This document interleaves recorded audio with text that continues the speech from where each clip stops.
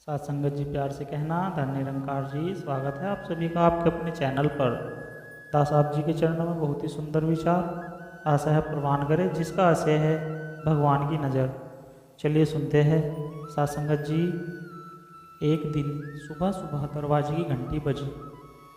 दरवाज़ा खोला तो देखा एक अक्षर कद काठी का व्यक्ति चेहरे पे प्यारी सी मुस्कान लिए खड़ा है। मैंने कहा, जी कहिए। तो उसने कहा, अच्छा जी, आप तो रोज़ हमारी ही गुहार लगाते थे और सामने आया हूँ तो कहते हैं जी कहिए। मैंने कहा, माफ़ कीजिए भाई साहब, मैंने पहचाना नहीं आपको। संगत जी, तो वह कहने लगा, भाई साहब, मैं वह हूँ जिसने तुम्हें साहिब बनाया। अरे ईश्वर हूँ, ईश्वर। तुम हमेशा कहते थे ना कि नज़र में बसे ही पर नज़र आते ही नहीं, तो लो मैं आ गया। अब आज पूरे दिन तुम्हारे साथ ही रहूँगा। मैंने चिढ़ते हुए कहा, ये क्या मजाक है? अरे मजाक नहीं है, सच है, सिर्फ तुम्हें ही नज़र आऊँगा। तुम्हारे सिवा कोई देख सुन नहीं पाएगा मुझे। कुछ कहता इससे पहले पीछे से उसकी माँ आ गई। अकेला खड़ा खड़ा क्या कर रहा है यहाँ? चाय तैयार है, चल आजा अंदर। अब उनकी बातों पे थोड़ा बहुत यकीन होने लगा था और मन में थोड़ा सा डर भी था। मैं जाकर सोफे पर बैठ ही गया था तो बगल में वह आकर बैठ गया। चाय आते ही जैसे ही पहला घूंट पिया, मैं गुस्से से चिल्लाया, अरे माँ, ये हर रोज़ इतनी चीनी क्यों डालती हूँ? इतना कहते ही ध्यान आया कि अगर ये सचमुच में ईश्वर है तो इन्हें कतई पसंद नहीं आएगा कि कोई अपनी माँ पर गुस्सा करे। अपने मन को शांत किया और समझा भी दिया, भाई तुम किसी की नज़र में हो, आज जरा ध्यान से। बस फिर मैं जहाँ जहाँ वह मेरे पीछे पीछे पूरे घर में। थोड़ी देर बाद नहाने के लिए जैसे ही मैं बाथरूम की तरफ चला तो उन्होंने भी कदम बढ़ा दिए। मैंने कहा, प्रभु यहाँ तो बख्श दो। खैर नहा कर तैयार होकर मैं पूजा घर में गया। यकीनन पहली बार तन्मयता से प्रभु वंदना किया, क्योंकि आज अपनी ईमानदारी जो साबित करनी थी। फिर ऑफिस के लिए निकला।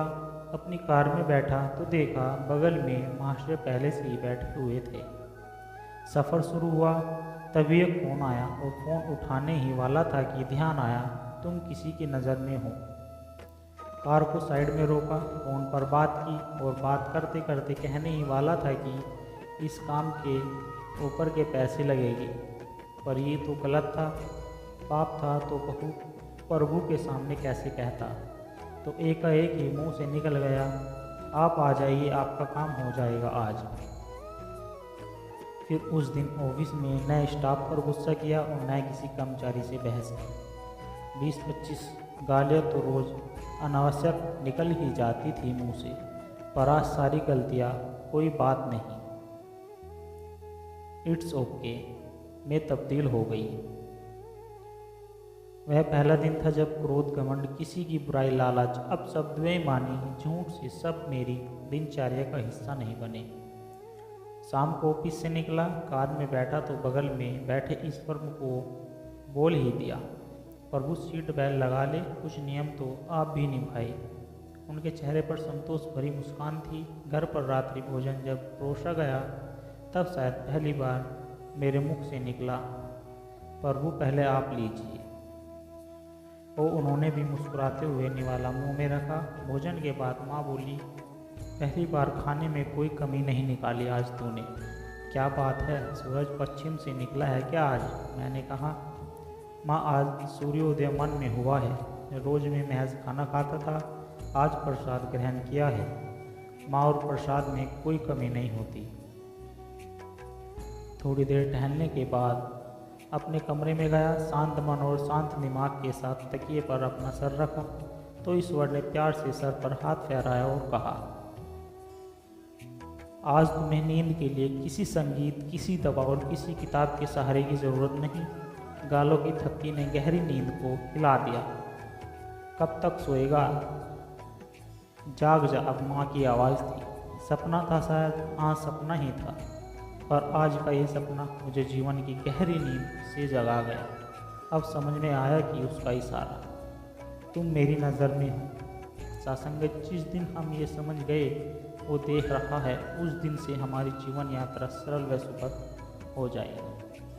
सासंगत जी प्यार से कहना, धन्य निरंकार जी।